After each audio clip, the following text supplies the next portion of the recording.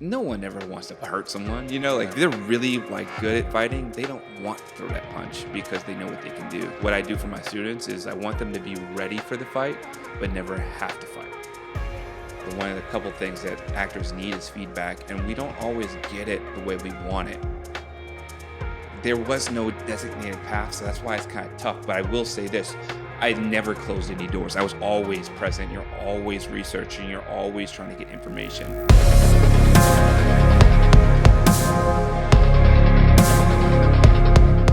Welcome to High Level. My name is Axel, and in this episode, I have my good friend Reginald Stalling.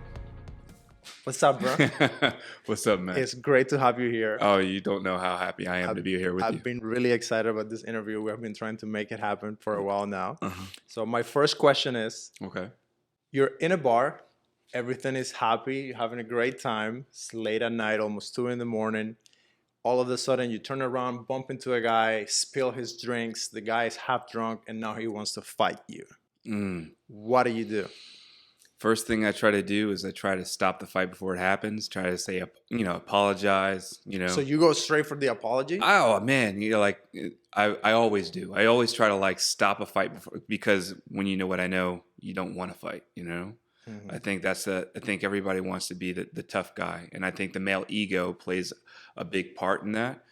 I train so I don't fight. But if he went ahead with the fight, it would probably not end well for him. I'm always trained. I know what you're trying to do. Of course, I want the truth. I want you to tell me exactly what goes through your head and what's your thinking on how you're going to destroy and obliterate this guy's face. Because that's what you're always saying. Like every time this happens, for real, you're like, oh. I mean, it's kind of funny you say that, but I think all fighters, if they're really good fighters, they don't want to fight. I mean, because they know what they can do. And, so there's our teacher, Emi. He created Krav Maga so people can walk in peace. It's a level of confidence that you have that you'll never really want to try to portray or really try to push this, like I'm this tough guy. Yeah. But you're always assessing, like even when we're out and we've hung out, I'm always assessing situations, and that just doesn't turn off. Mm-hmm. But I will say, I'll like, hey, I'm sorry for spilling a drink. I'll buy you another drink. Yeah. But if it comes down to it and I have to do what I have to do, it just depends on the punch. Is he swinging wildly at you? Is he coming straight down the middle?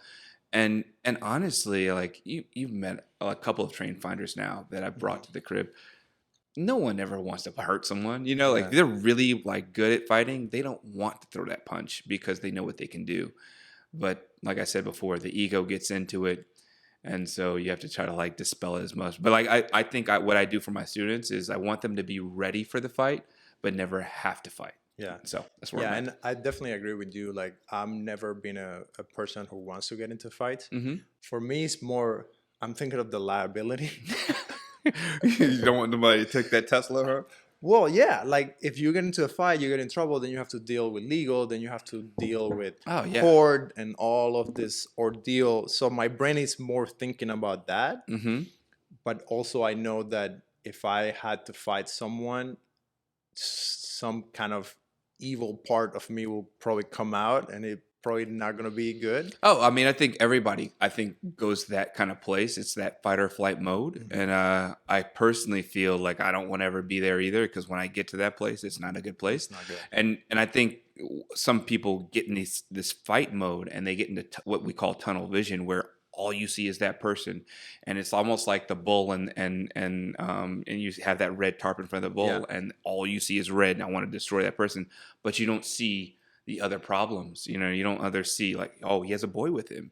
That dude actually is reaching in his pocket, or he actually has someone he cares about with him, and you could potentially hurt that person that has no idea what's going on because he's not in his right state of mind.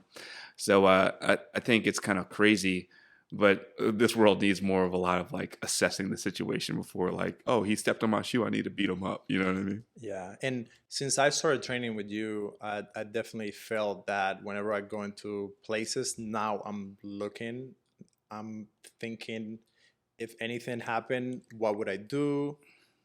what people are around me and what could happen with those people. And it's funny, like I've started to see like other men, like in my head I can see like how the scene will play out. You're And assessing the situation. I understand. I mean, but understand this. Like one of my first teachers, he's a small little Jewish man, and when I first saw him, I was like, "What is this little dude going to teach me?" And then I saw him fight. I was like, "Wow!" And that gave me a respect of like, no matter what size, gender, people know shit. You know what I mean? And that's what I love about Krav Maga, because it works for everyone. So it's, you always believe that everyone knows 10% more than you, or 10, like knows more than you. And then getting into a fight, you just don't want to do it. But at the end of the day, you know, like you endanger my family, you like, I'm going to do what I have to do. And I think that's why we train too. I think you're right. Like I can never stop assessing a situation, but it doesn't mean like I'm like sitting here in like FBI mode. Like, is he here? Oh, who's that? You know what I mean? Like he's reaching for his pocket. No, like it's so casual. I'll look up. Even when I'm hanging out with friends now, when we go out, like I'm assessing, but it doesn't mean you have to turn into like this double agent. You know what I mean? yeah. So tell me a little bit more about that, the philosophies that you learn through craft and how you using that also into your acting. I gravitated to Krav because I started with a background in Taekwondo, and not only that, like growing up in Baltimore, like problems are definitely there. There's not a really good race relations there, so I'm being my skin color. I always really felt like I was always going to be in a difficult situation. Moved to LA, and I have a roommate. We went to a bar, and things didn't work out how we expected. But then when we were driving home, we got home safe. That's the whole goal of Krav Maga, is to get home safe. He was like, "Man, I need to learn how to defend myself." And I was like, I felt comfortable in my skin just growing up in Baltimore, but I was like, hey, as a team building kind of thing, like we're roommates, let's do it together. He looked up what was the best self defense system, found Krav Maga. We took one Krav Maga class from another guy, and then went to the place where I study now, or well, I teach now. I met that little short white guy that I was telling you about that changed my life. And it just stuck with me. And then it wasn't even just like, when you get so far in a martial art, I think it takes fighting out of it, and it just uplifts people. You know what I mean? Like I know I've taught students that they're good fighters, but it gave them the confidence to go talk to a girl, or gave them the confidence to go like shake someone's hand with assert, like that assertiveness to like get that job. And you can't really like that. That's why I love doing what I do. Yeah, Yeah. and I think we need more of that. I don't know if this is 100% true or not, but I have a sense that there is a lot of men lately that almost shy away from being harder or stronger, because we get a lot of messages everywhere that men need to be more vulnerable, and like everyone needs to like share their feelings and all of that. And I agree with that. Mm-hmm. But at the same time, I almost feel like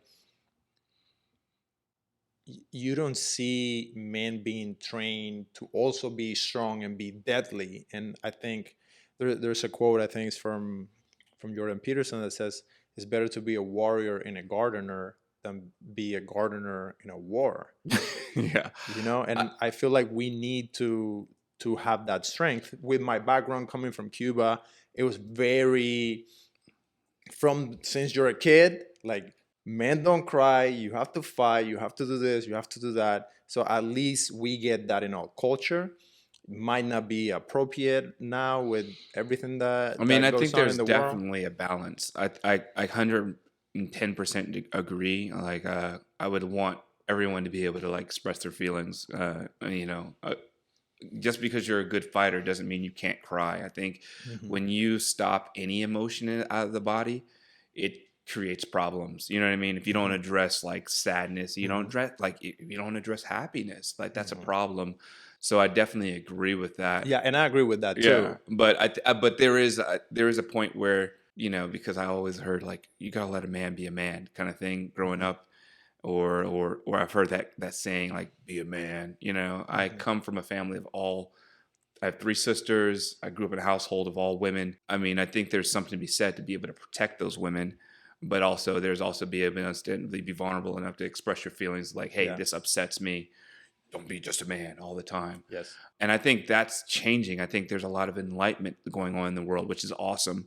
And I think we're also seeing a repercussion from the people that haven't been able to express their feelings. That's why we have a lot of multiple shooters, shooting situations, which is kind of crazy. Mm-hmm. You didn't get your burger in time, so you want to break out a gun and shoot up the restaurant or something like that. Like, there's a lot of like active shooter situations going on now. There's a lot of more violence in a mass display, and I don't know if that's because of social media. There's so many things we can talk about. Yeah, I think we probably feel like there is way more of it because now we see it. Like, yeah, and we get news like, oh, that happened in Albuquerque right now, and that's 5 minutes when we would probably take a week for us to hear that. But when someone's posting it on IG in a second, you're like, oh my gosh, that shit's happening right now. Yeah, but it's not really. We don't live in a ultra dangerous country. I don't know if we live in an ultra dangerous country to the point where I think it's just widely known because of social media or because of media in general that we're able to get information a lot quicker now than we used to. But that's not to negate the fact that, I think we need to find a way to heal people, because if you are upset that you didn't get a burger in time, or you are upset that a person got a job and you didn't, you want to go into an establishment and shoot it up, that's something mentally wrong. Yeah, there's some other like psychological things going there in the background. So in this case, if you're at a place, because this is actually something that we probably need to think about, you're at a restaurant and something like that breaks out, what should people do? So I would tell you, if you've ever had fear about this kind of stuff, you need to go to an establishment where they teach this hand on hand. But like, depending on your distance to that person, hide. Like, it sounds like a coward thing to do, but like, if he's 100 feet away from you, it's not like you can grab the gun. You need to like get down behind something that has some type of protection, and then run. If you can't do that, run and try to get to a space where you can protect yourself. And then 3, lock yourself in and barricade yourself in until the authorities get there. And that's honestly what I would tell my little sister if she was here. You know what I mean? It's not like, just because you train with me, oh, I train for Krav Maga black belt, I'm good. No, you're not a super soldier. Like, you're not Captain America, motherfucker. You need to go run and hide. Just like, and I would do that. And I've been training for years. So you need to take the ego out of the situation and protect yourself. We train scenarios for if someone pulls a gun on you, third party. And I've trained countless hours. And to this day, I would pray to God I'd never be put in that situation. Would I try to put that person down? Yes, I would. But I don't know, would I be able to perform that? And I wouldn't want to take that risk. Even though I'm well trained and I'm a black belt, I would still never want to put my sisters or my mom at risk. I'd rather just like give them what they want. Hey, you need my wallet? Take my wallet. Yeah, there's no take two on that one. Like, okay, let's go again. Yeah, let me repeat. No, and we train for that kind of scenario, and it's kind of rough. But like, I think what a lot of people, it is badass what I do, but at the same time, like, if I got held up with my mom or my sister, or one of Chelsea, Simone, or Fern is on my side, and I can give them my wallet, take my wallet. I care about them more. I care about us. Like, we can replace that stuff. And I think that's the number one thing that has to be understood is you always want to, like, if they want to rob you, give them that shit. It's like, we can replace credit cards, money. That's nothing. But I think we train for like scenarios where there is no like request for money. They want to hurt you. And if that's the case, you have to try to, shift that mindset. Do you go crazy every time you see in the movies, like when kind of things like that happen and you see the guy just like going, you have to run towards the gunfire? Yeah. I mean, do all that. You have to also kind of put that in a different mindset. I'm there to enjoy, to see some guy flip over 800 bullets and do some backflips. That's what I'm there to see. But in real life, if I walked out of that movie theater and someone held me up with someone on my side, I'd be like, hey, I know a gun defense, but it's not that time. Here, take my wallet. I want that wallet back. But yeah, whatever. Yeah, we'll save it for when we're actually doing the movie. Yeah. So I remember one time I was filming you guys training for an action sequence. Mm-hmm. And for me, I love action movies. Mm-hmm. I've always loved action movies. And I sort of got interested more into training with you because I'm using that skill for when I'm making movies, then I can use that. So that's kind of my excuse, because I'm very focused on what I want is making movies. I know that anything else that I do, if it doesn't line up with that goal, I probably don't want to invest the time. Mm-hmm. But this was something that, because my end goal is to be making all these big blockbusters, I want to know that shit. Like, I was really inspired when I saw like Keanu Reeves after The Matrix and all that. Yeah, He trained for Oh my years, and gosh. like he actually You guys heard became. it first. You know, he wants to make an action movie. If I'm not in it, you guys need to unsubscribe. No, Yeah. Well, and the reason we started like training and spending more time is because we both love making movies, and we wanted to do that. And we keep brainstorming and trying to figure out how to do that. So walk me through, what are you thinking when you're putting together a scene? Because we have the reality side of like what an actual fight is, but now we have the spectacle of like we're making a movie. So how Yeah. do we make it like? I mean, I think it also comes to the genre that you're in, right? Like, I think we're right now, because of Marvel and DC, you have a lot of superhero action sequences, and that's when you see like the movie that we're shooting for that action sequence. Mhm. It was, I can't say, but like it was a superhero. He's understanding his strength in that scene, and he's becoming a superhero during that fight. It's a lot different than like a Matt Damon Born Identity kind of thing, or a Jack Reacher with Tom Cruise, where they're just two human people. He's just really badass, right? That's the first thing I think you have to weigh in is it superhero kind of thing where he's like swinging through some spider webs and then bam, or is it just two normal people duking it out? And then from there, it kind of plays with you, because like and I think the best thing for that is just having people around, if like give you feedback in that moment, because you were there taping us. If you're like, nah, I don't believe that, or yeah, that looks cool. I think that's kind of what goes. And obviously, there's a lot of people out there that get paid way more money Mhm. to just sit there and say, man, that looks dynamic. And I think everything is kind of built off everything. Like, and the Matrix was built off of something, and then vice versa. And now we have all these superhero flicks, and it's kind of cool. I'm just loving the what we see now. You Yeah. know? So when you're building, how do you think of like the structure of the fight? Because I remember one time we were looking at some fight scenes, and you were like, "Yeah, the fight will be over like 15 seconds in." Yeah, yeah. But we also have to. Okay, in reality, that's what would happen. But now that we're making a movie, we need to Yeah. So dramatize it. that's what weighs on me the most when I'm watching fight sequences. I'm like, because like when you get, I think it's real. Like when you get hit in the face, there's some things that just don't happen. You know what I Yeah. mean? You're not like, boom, yeah, I'm gonna get Yeah. mad. I mean, unless the adrenaline's going. But I mean, some of the stuff that we see in the action Yeah. movies where you're catching the elbow to the face, it just doesn't. You're not like, I'm good. But again, you just have to weigh that in. Is it because of they're a superhero? But I mean, it's kind of funny. But you have to ignore that. I think it's just like any commentary of any Yeah, show. yeah, You we're know? making a movie. I mean, it's not supposed to be just real, but how do you then, and I'm asking this for myself so I can Hmm. learn, how would you go about creating the drama and like building up the fight? So what are some specifics, like techniques or moves that you would put like at the beginning of the fight, then kind of at the middle, and then to close it?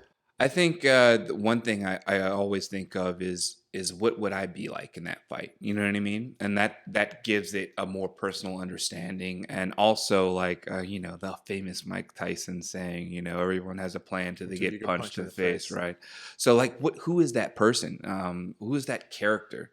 You Oh, so know, you start with the character. yeah, yeah, because I've punched a lot of people in the face, and I've got punched in the face by a lot of people, and it depends the intent. Like like for example, when you spar someone, even if it's in a dojo like setting and you're not trying to hurt each other, you can still get an intention from that person. Were they really trying to hurt you, or are they testing you, or are you guys at the same level? And then that is something that's felt between the two spars, you know. And I think George St. Pierre says it a lot, you know, guys, these MMA fighters that are training for fights, sometimes they get their ego too involved and then they start sparring harder than they should to before this major fight. and they shouldn't. It really comes down to the character. Like, who is that person? What's the intention? Are you fighting that person because they hurt your little sister? Or are you fighting that person because your boss told you to fight them? You know what I mean? Like that happens. And then from there, everything changes. You try to hurt my sister, I'm going to have a different style of punch to your face if I'm just seeing if you can spar, and then that works its way, it's out all the way through the end of the scene, and so just like if we had a conversation, if like you broke up with your girlfriend or you're about to break up with your girlfriend, you want me to console you in this scene, I would have a strategy on how to console you. If you're trying to hurt one of my best friends and I'm trying to like stop you from hurting my best friend, what words would I say? And that's kind of like how I would frame the fighting situation, like with physical, like, hey, I'm going to punch you in the stomach because I don't want to hurt your face. Initially, just like slow you down. You still got to fight? Okay, and then now I got to step it up. Or maybe I'll punch you right in the face right away to let you know I mean business, and you stop. It just all depends on what the director wants. So that's kind of like hands down. That's interesting. Like I wasn't thinking that way from the get go. I was thinking more of like visually, how do I move them in the scene and all that. But I think what you're saying is actually better than what my initial thought was. Oh, it's kind of crazy though, because once you have the thought about the scene, I think you're going to have to definitely do what you exactly said. You're going to have to visually, one punch, that's not going to make a scene. You know what I mean? You have to like kind of like make that plot happen through the body and through like the feeling of the scene. Because like, what if they're saying stuff but while they're punching?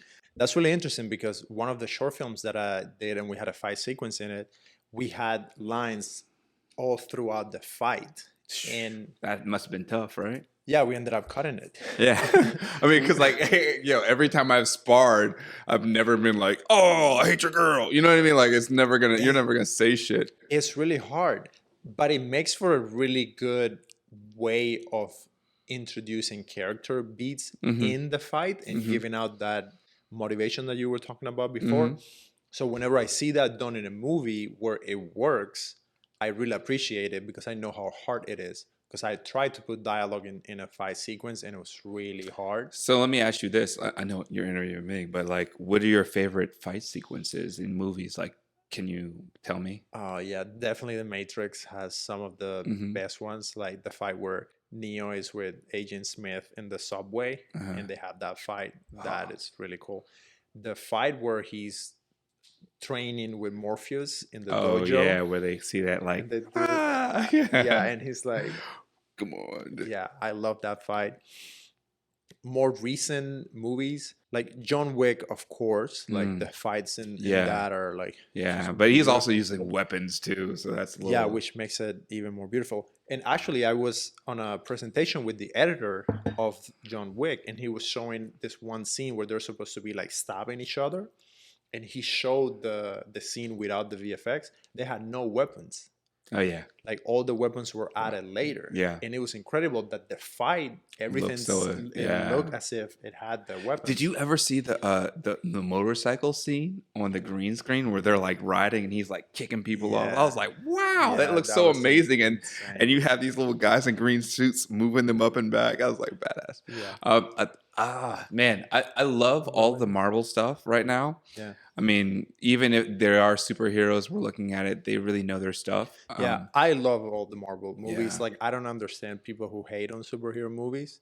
It's just, that's that genre. Yeah. If you don't want to watch it, don't watch it. But they can't, because it's everywhere. They have so much money. They're out, their advertising is amazing. The thing that I have with superheroes is, if it's a movie, yes. If it's a TV show, I'm not even gonna bother. Yeah, you need it. Because the Punisher, he's not a superhero to me. He's like the same as Jack Reacher. He's a human. He doesn't have like supernatural alien. Yeah, like. And it's just a matter, for me, it's a matter of the stakes. I feel like superheroes with power as a character, you need a massive, the end of the world type thing to bring out everything that you can do. It's kind of funny you say that, because I totally agree. You need $200+ million to make that happen. Yeah. In a TV show, we don't have that budget. That kind of budget to do it. So I'd rather a TV show be more grounded in reality. So then the superheroes can have like the full blown up I Yeah. get it. So Yeah. for you, what would you pick if you could make a movie? Would you go do the superhero movie action or the grounded character action? There's something about a superhero that I would love to be, but I definitely would love the grounded performance. As an actor, I would love to be a grounded performance where I'm like, it's kind of closer to my wheelhouse.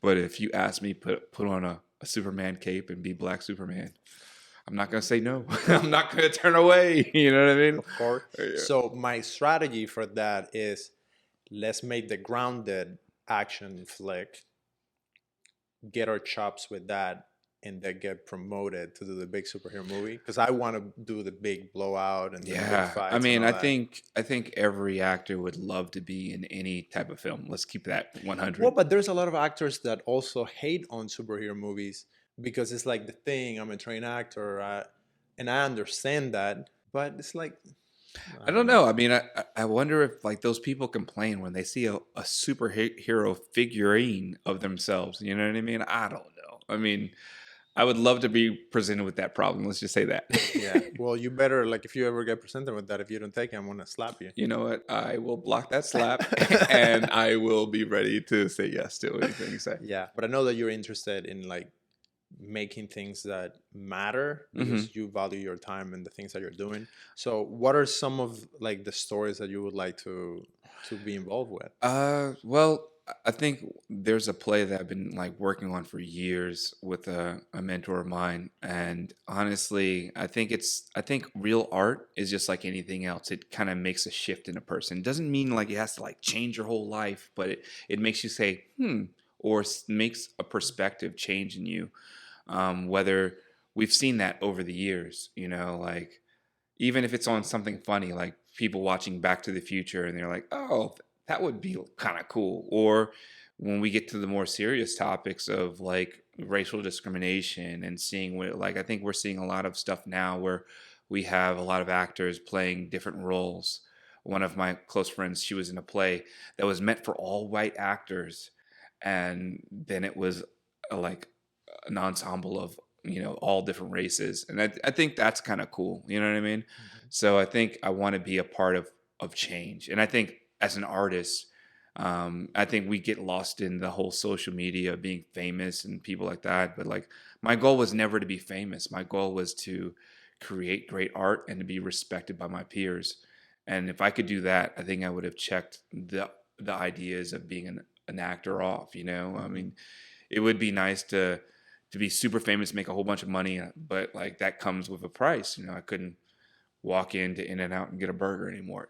I don't really care about that stuff. I care about like, you're making a movie, like who should we get for that bad guy? I don't know why it is, but I always get the bad guy You want to role, be and the I bad don't guy. mind anymore. I used to be like, man, I could play a good guy, but like I don't care. You know what I mean? Like I don't think anyone, if they're in this business to get famous, it's a different feeling. You know what I mean? I'm in this business to craft something that makes people think. But you also want to be famous.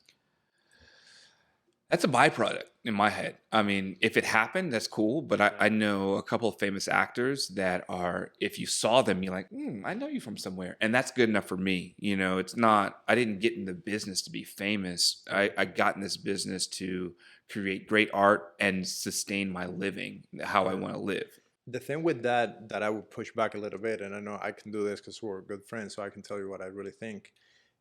Nowadays, it's almost necessary for you to be able to navigate that as much as it is for you to be able to perform. I mean, I agree with that. You're absolutely right. Now, being famous is a byproduct, but I don't think that. I think there's some people out there that I want to be an actor so I can be famous. No, no, no. I'm not saying that. I'm saying that in order for you to have access to all of the projects that you could think of and that you would be interested in, Hmm.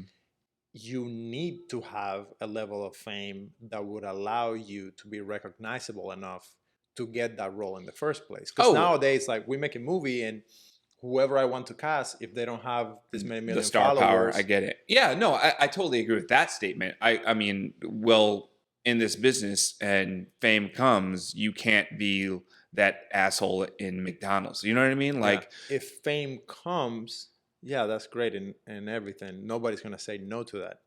But what I'm seeing more and more is that fame is not going to come anymore.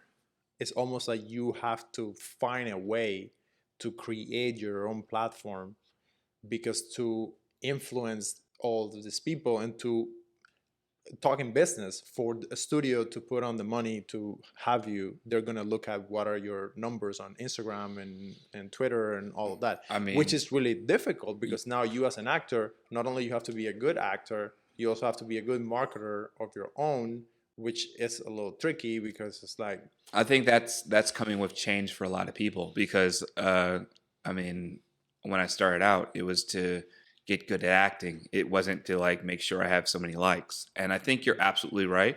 I mean, I've been in auditions now where like, oh, so that was great. How many followers do you have? Like that that kind of boggles my mind. mm-hmm. And I will say this, if I can't adapt to that change, then I'm not going to succeed. Well, now I have to post more. I have to do something, I'm not gonna lie. Like you've been helping me with the resistance that I've had. I don't want to post about this, blah, blah, blah. You like you have to, because that's what the environment I'm in right now, and it is still tough. I'm gonna be pulling teeth for a while. I'm gonna keep pushing you until I know you will. Until you enjoy it. So, what do you think is keeping those actors who are resistant to that? What is maybe holding them back to embrace, like, because the way I see it is like, now you don't have to wait to be in a TV show to have people's attention, not just because you want the attention, but because of whatever you want to say and whatever you want to share. It's struggling for all, you know. I mean, I've struggled with this myself, and we talk about it all the time of like being able to put content out there and then, oh, I only got 100 likes or whatever, and you're kind of quantifying your art off of how many people like that crap. You know what I mean? Like, nah, bro. Like, you shouldn't even be in that realm. You should be doing it because you love to do it. And if that happens, and you all of a sudden like go viral, doesn't mean that was better or worse. How do you feel about it? And like I said, we talk about this all the time. I struggle with it to this day of like, should I put this out there? I was on this show, but I don't want to like, because it's not the kind of show I want to like, you know, see the image as. That's all malarkey, and you are the one that kind of taught me that. It's complicated, but it's also simple. Yeah. This happens like every time that I work with an actor, happens like in that project.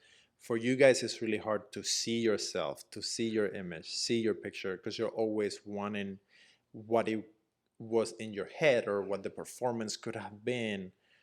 And it's really hard for actors to deal with seeing themselves. At least that's what I have experienced directing different projects. The moment they let go of that, I think they're going to be ahead of so many other actors. As an actor, one of the couple things that actors need is feedback, and we don't always get it the way we want it, because in this business, number one, it's hard as hell. So you'll submit something and then you'll hear nothing. You'll hear crickets, and you could have been amazing for that job, but you're too tall or you're too short. There's so many variables. Things. Yeah, it's insane. Like for you guys, it's like my hat. How do you say it? I take my hat out to you. Yeah, take your hat off for us. Man, it's so freaking hard that you're doing all these auditions, putting in all this work, and sometimes it has nothing to do with your performance. It's like, oh, we need a guy that has to have his eyebrows need to look a certain way, or like he needs to match with this other person, and like he's great, but this other person was casted by the studio before because they have a deal and they have to like use the budget on whatever. And nobody knows that. Nobody knows. Nobody knows that. Yeah. And I think that's also given me strength, like being able to talk to you about, because you get to see behind the curtain, so to speak, and give me feedback and like, dude, that was really good. And knowing that like you made films, so like you're a director, and I think that's what I think most actors need, is someone to give them feedback, like, hey, you did a good job, or hey, you need to work on this more, or blah blah blah blah blah. It's tough because we get auditions, we submit, and then we submit those auditions, and then crickets. Mm-hmm. And even if you were like one shot away from getting that job, crickets. Maybe you did get the job and you're like, I think I did a shitty job, and all of a sudden, oh shit, I got it. You know what I mean? And I think that's the other thing I've made sure of, is I've stopped caring about the result and enjoying the process of like us shooting an audition and me being able to like say, I'm able to pay my bills. I'm able to like live in a great place, and I'm able to still do what I love. And I think once that shift happened, it just kind of, it changed me a little bit. You know what I mean? I stopped worrying about, I need this job for money. And now I'm like, I'm doing this because I love to do it, you know, and I'm not going to stop doing it no matter someone says I'm not good at it, no matter, you know, relationships get trialed because they don't believe in me. You know, like there's a lot of things that happens for actors. And honestly, I think the best thing for actors is to be in a group of friends that will keep you uplifted.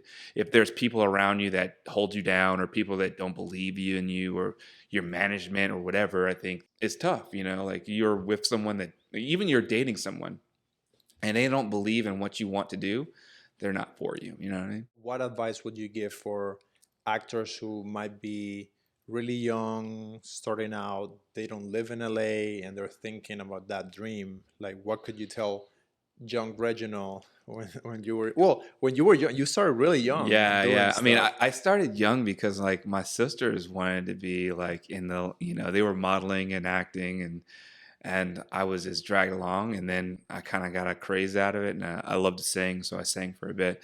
And musical theater was, I guess, my background, but man, I think the number one thing I would tell them to do is be around and be in something to do it, because this is a hard life. It's not easy. Relationships get tried, and like everything happens for in this industry, which kind of will put a strain on every part of your life.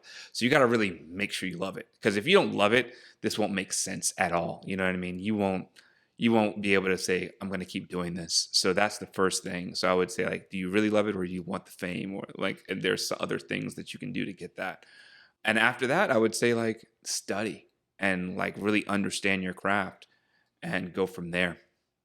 And then after that, it just kind of snowballs effects, and you need the right people around you. You need to where can you audition in your town? Because just because you're not in LA, and it's kind of seen now, you can self tape anywhere. Like that's just technology happening. Like your agent doesn't have, you don't have to be in LA, but they're eventually going to say you have to be in LA or New York, and then start budgeting for that. Like if you can't be here, then that means if you can't sacrifice that, then you probably don't really want to be in this game. Let's talk about the mechanics of actually how it would happen. Getting the agent, moving here. What are some like tips that you could give people on that? In every town there's a local casting agency, because movies come to every town, right? Like there has to be one. There's not, you're right. Like in the DMV area, you know, Pat Moran was like mine, you know what I mean? So like whatever movie came in that area, like Baltimore, Pat Moran kind of handled that. And there's more, obviously. I just remember her. Look it up, you know, who's a casting agent in your area, and then who's an agent in your area, and just having that information, know who's who in your area. And then what are they going to ask you? So I find the name, call them up, or send an email. How should I approach them? They're gonna ask for a headshot. They want to know what you look like. You know, they want to know if you take any classes, and that's something other research you probably need to know. And if you haven't taken any class and you're so green, you don't know anything, like ask them, like, who should I take classes with? Who do they respect? And because just like in LA, like if you have certain names on your resume, people automatically, oh, you work with her, she presents a good rep. I mean, like a good student. And that's just like, definitely get to know who's in your area, and who's a good agent in your area. And then after that, and if you don't get in, you just have to keep like studying. And I mean, now, what about doing the transition? Like, let's say you already have an agent in a small market, you are out of college. I think that happens a lot to people. At least the people that ask me are kind of around that. That want to be actors, they ask you? Yeah, whenever I talk to people, because sometimes I have friends and they have a niece that wants to be an actress, and they will ask me, "Oh, what advice would you give them and all that?" What would you say for someone kind of in that range, like they're almost done with college or about to go to college, and they're thinking about it. They have done a couple plays, they have a few things, and now they're thinking of making the move to LA or to New York, because you also lived in New York. Yeah. If you want to be in film, so LA is film and TV, so you're going to need to be able to show what you can do, right? I think that's how all agents really want to know if they want to take you on, is if you can show something, if you can show like your talent. For for New York, it's, I remember like I went for my first manager. My agent set up a meeting with him, and I go And into how it. did you get that agent? I got that agent. So my first agent was in the DMV area. Gigi, I love you. And she believed in me. That's the other thing. I would say that like you have to find someone that loves you, and sees what they see in you and can see like and project you to move forward. And then she made some calls, and I got another manager. And then out while in New York, my agent at that time, she put me in front of a management company that was out here. And it's kind of weird because there was no designated path. So that's why it's kind of tough. But I will say this, I never closed any doors. I was always trying to like put myself out there. It's almost like you want a job at a Fortune 500 company. You don't like, well, I can only take this job. You know what I mean? Like you are always out there. You're always present. You're always researching. You're always trying to get information. Me and my boy, we were living together. He's an actor as well. And that's the other thing. I have a good community. I told you about that. I had a good community of actors that I stuck with because it's a hard life, and they understand what happens when you don't get that audition. They understand when you do get that audition, and they empower you when you're not auditioning, right? Like, hey, you need to be doing sit-ups, bro. You don't have that six pack. You know what I mean? Like, come on, to this day, me and my boy be talking. I'm like, man, you gotta work it out. It's like uplifting each other, right? What happened was I had that audition, and then I was sent to an office building to meet this manager. And I thought I was going to be in an enclosed room. I thought it's going to be quiet. And I thought it was going to be me and him kind of like this. I was in an office building, and it was almost like something out of like Office Space. The people were in cubicles, and he was like, let me see your monologue right now. And I was like, what? Bam, and had to do the monologue right then and there.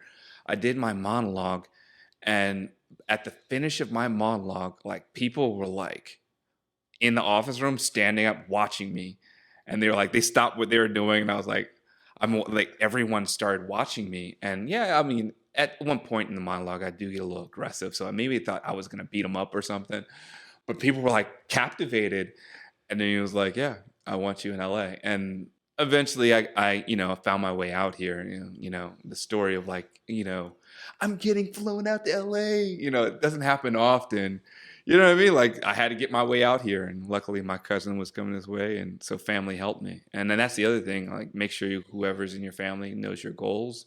Because just like if you want to be a veterinarian, you tell your family about that, or you want to be a lawyer, they want to uplift. It's tough because as an actor, you can do all the schooling and we had this conversation, you can do all the school you want, and then you do all that and it doesn't guarantee you success in this business. And you have to be okay with that. Success is definitely not guaranteed. I mean, what is success though? We had that conversation. Yeah. What is considered success? A lot of people think, is it living like Tom Cruise and being a millionaire, or being like George Clooney where you can have like $14 million and hand it out to your besties? I don't know what that is, but you have to, that's the other thing I will say. The last thing I would tell you is to write your goals down. Like, is it to be, and my goal, what I told you earlier, was not to be Tom Cruise. My goal was to be an amazing actor that supported. I wanted to be like I wanted to like win an Oscar for a supporting role. I wanted to be like like the best supporting actor, because I want other actors to like enjoy working with me. If I was on an airplane and you didn't know who the hell I was cool with that. It wasn't to be like, I can't go this way. You know what I mean? I wanted to still live my life. It just happened, sometimes it's changing now because of social media. So if you could do anything in life, what would that be? I'm doing it now. Yeah, but we're here like this is easy. If you mean like, let's go big. Like, what's the biggest dream that you would want to accomplish? That's kind of funny you ask that, because we've talked about this a lot. I think that's I'm telling you, man, having a good group of friends around you, and even my friends back in Baltimore, I called them this today. Like I was talking to my boy Eddie and my boy Mark, and it's almost like I didn't even skip a beat. That's what I would want for my life, and I already have that, so I'm happy about that. So I would say all my friends know me and know the real me, whether they see on tabloids or whatever. That's the one thing. The second thing I would want is I would want to work consistently as an actor and just be able to live my life. And that, just like someone was an accountant and they go into work and they punch the clock, I would want to do that for acting. And there's some actors that are blessed enough to do that. And I can think that happens at one point where you like make so much money does no longer matter. As an actor, you're like, I'm doing that project because I align with that project. Like Denzel Washington doesn't choose like, oh my gosh, I need to make this money, so I'm going to do this film. He chooses films off of what he feels about that film. Tom Hanks chooses a film because he's connected to like the purpose of that film. And that's what I think that's my ultimate goal. It's not about the money. I mean, I think money, there's a lot of good things that come with it. Include the money there, Reggie. I want the money. Don't get it wrong. I'm not sitting here saying I'm a saint. Dude, like I don't want any money, but like I want to make sure like if I wanted to change the weather, I could like go to Italy tomorrow. But just send me the money. Like I can keep the money. You can keep the No, you're gonna be on the flight with me. All my besties on the flight with me. Well, man, thank you so much. I really enjoyed this conversation. Yeah. I'm secretly doing this selfishly because I want to have this interview. So whenever you get to make all of those films, I get to like have my little interview with you before you got all big and fancy and all that. And also because I really appreciate you. Like you're one of my best friends. And it's funny how you and I have crossed paths in the weirdest. I think we should make a movie about it. We've been talking about it.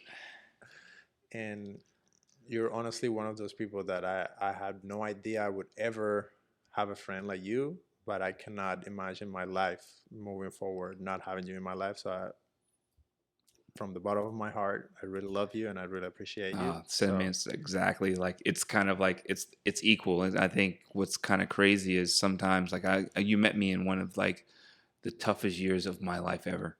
You know, I didn't know how I was gonna take a step forward, and if it wasn't with the grace of like my mom, my sisters, you. Like, and I really feel like whether people believe in God or the universe or whether you believe in, like, there's no way. And sometimes I have to look at it. I have to really like quantify. Like, I was here. I was almost living out of my car. And, I was there. And then now I'm here with you sitting here. It's kind of crazy. But I think with the right mindset, anything can change. You know what I mean? And like keeping the right people around you that love and care about you, that really want the best for you. And I completely agree. I'm like so happy. Like we're friends, and not only that, like I really consider you like one of our brothers. And I'm actually elated to this interview. And I'm like, man, I can't wait till we make that movie and we look back at this and you're like, why'd you cut your hair off for this interview? I know you were like, I was like, I'm gonna cut my hair. You're like, don't do it. I was like, I want to cut it, and then you were like, your hair was so much better now. It looks so ugly. I was like, is that the Cuban in you? You always keep it 100. So I was like, if anyone I'm going to interview is with you, like, I like you, but I don't like this. You always will tell me, and that's why I think you're one of the realest people. I love hearing the real stuff, and I think that's the last time I will say. All actors need to keep friends around them that are going to keep it 100.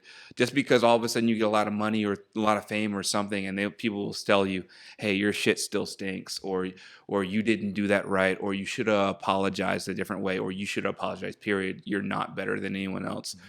You put on one parent's leg at a time, kind of thing. It's kind of good, and that's why you humble me. And you do the same with me, so I really appreciate it. Thank you guys for watching. My name is Axel. Make sure to like and subscribe and share this interview with your friends. And again, see you in another episode. It's fun. Yeah.